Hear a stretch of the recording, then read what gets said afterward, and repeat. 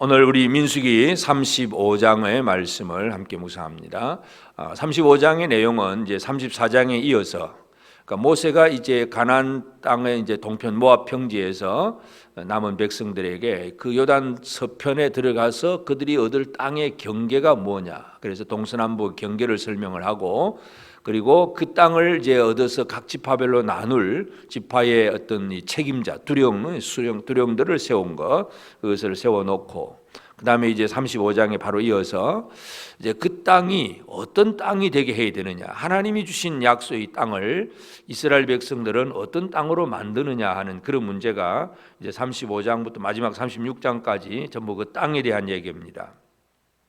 오늘 35장에서 첫 번째 얘기는 레위 사람들에게 줄 땅에 대한 얘기입니다. 그래서 9지파 반이, 물론 이제 요단 동편에서 2지파 반, 그리고 서편에서 이제 2지파 반, 그래서 12지파가 성읍을 받게 되는데, 요셉 지파가 에브라임 므낫세 2지파로 나누어서 땅을 받습니다. 그래서 이제 12지파가 되는 것이고, 레위 지파는 땅을 얻지 못합니다. 기업을 분배를 받지 못하는데, 그래서 하나님께서 이제 레위 지파는 각 지파에 흩어져서 땅을 얻게 합니다. 그래서 각 지파에서는 자기들 지파 주어진 그 목에서 이제 48성읍을 이제 떼어서 각각 많이 받은 데는 좀 넓은 데서는 많이 내고 작은 데서는 작게 내고 해서 하여튼 이 레위 지파 사람들에게 48성읍을 주고, 레위 사람들은 이제 자기들끼리 한 지파끼리 모여 사는 것이 아니라 12지파 속에 다 흩어져서 살게 됩니다. 그렇지만 그 레위인들을 하나님께서 흩어 놓으신 목적은, 물론 이제 야곱이 창세기에서 레위 지파를 이제 저주한 그것 때문이기도 하지만, 그러나 레위 지파는 또 시내산 아래에서 금송아지 사건을 통해서 하나님의 편에 섰기 때문에 또다시 그 복을 회복한 지파이기도 합니다. 그래서 이제 레위 지파가 받은 그 사명, 할 일이 뭐냐 하면, 여러 지파에 흩어져 살면서 그 지파, 각 지파의 그 어떤 동네 그 지역에서 영적인 일을 담당하는, 그것이 바로 레위 지파가 하는 일입니다. 그래서 레위 지파에게 48성읍을 주는데, 그 성읍이 있고 그 성읍 비에 이제 주변에 이제 들판을 줍니다. 그래서 들판이 이제 동서남북으로 약 그냥 한 2,000규빗, 한 1km가 안 되는 한 900 몇십 미터 정도 되는 그런 이제 땅을 줍니다. 근데 그것이 뭐 혼자가 아니라 레위 지파가 이제 우리가 민수기 26장에서 다시 계수를 했을 때에 레위 지파 사람들은 한 23,000명이 됩니다. 그러니까 23,000명이 48성읍을 이제 나누어서 이제 다 살아야 되는데, 그래서 그들을 뭐 아주 단순하게 쉽게 계산을 하면 그냥 그 한 성읍마다 한 500명이 모여 살아야 됩니다. 그런데 그 사방 한 1km가 채 안 되는 그 땅에서 뭐 아파트를 짓는 것도 아니고 다 천막을 치고 넓게 살아야 되고, 또 그들 가축도 있고, 그래서 결코 그들의 땅이 넓은 땅이 아닙니다.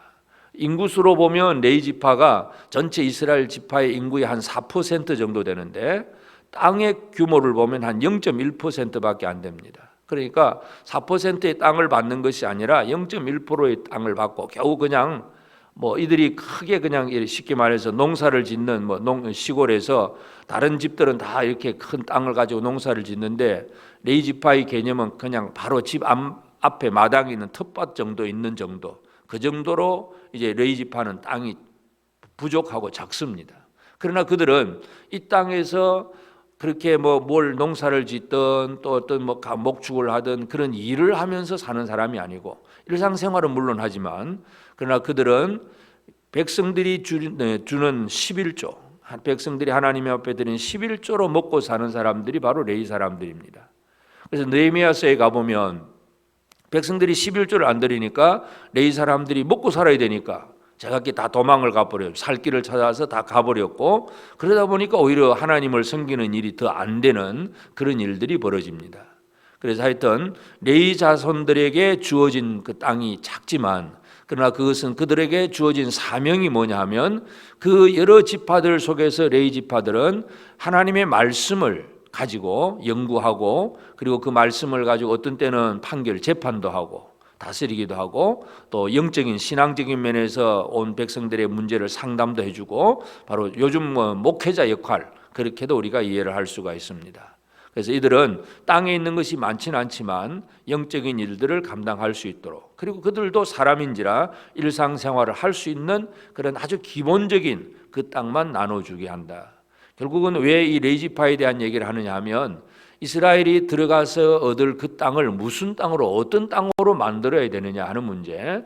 다시 말해서 이스라엘 백성들이 얻을 그 땅은 말씀의 땅이 되는 것, 하나님의 말씀이 곳곳에서 가르쳐지게 하는 그 땅이 되도록 하는 것이 바로 하나님께서 하시는 일입니다. 그래서 레이지파에게 다 흩어져서 살게 하고, 그 48성읍에서 레이인들이 모여 살면서 주변의 모든 자기가 속해 있는 그 지파 사람들에게 뭔가 그들이 성전 가려면 매년에 한 1년에 3번 절기를 따라서 성전을 가지만, 매일 또 일상생활 속에서 이렇게 영적인 부분들, 그런 신앙적인 부분들을 가르침을 받고 판결을 받고 재판을 받고 하려면 전부 레위인들을 중심으로 할 수밖에 없습니다. 그래서 레위 지파에게 주시는 이 땅의 얘기는 결국은 이 땅을 말씀의 땅으로 만드시는 것이 바로 하나님의 의도다는 걸 알 수가 있고, 두 번째 35장 뒷부분은 뭐냐면 도피성입니다. 그래서 레위 사람들에게 준 땅 48성읍 중에서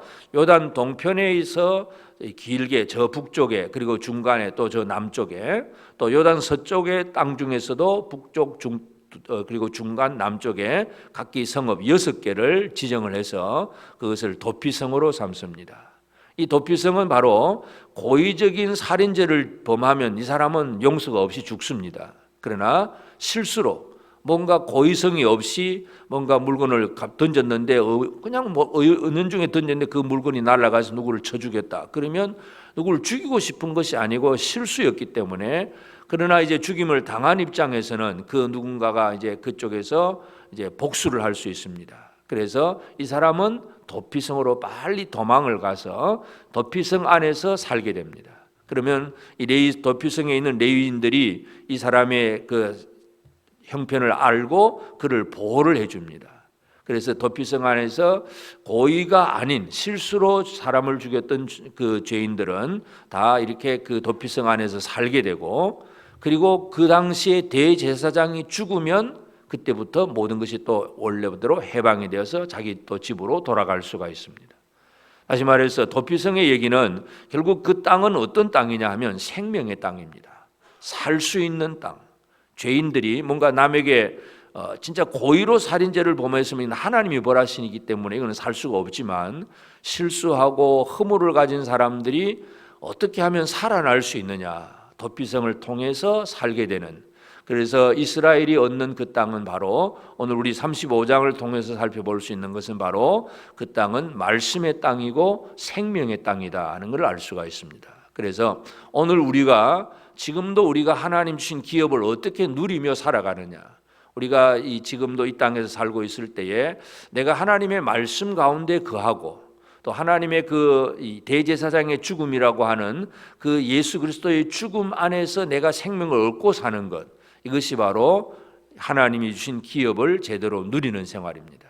그래서 오늘 이 아침 우리는 나는 하나님이 주신 말씀으로 매일매일 살아가고 있는가, 그리고 예수 그리스도의 그 생명, 십자가의 희생과 죽음을 통해서 내가 얻은 그 생명, 이 생명을 가지고 늘 하나님을 찬양하며 살고 있는가. 오늘 우리가 이 부분을 기억하면서, 그래서 이스라엘 땅 이 백성들에게 요단 서편의 땅을 얼마만큼 나눠줘라 하는 땅의 얘기인데, 그 땅은 말씀의 땅이고 생명의 땅입니다. 그래서 그 말씀의 땅과 생명의 땅은 옛날 이스라엘만의 문제가 아니라 지금 우리가 그것을 누리고 살아야 됩니다.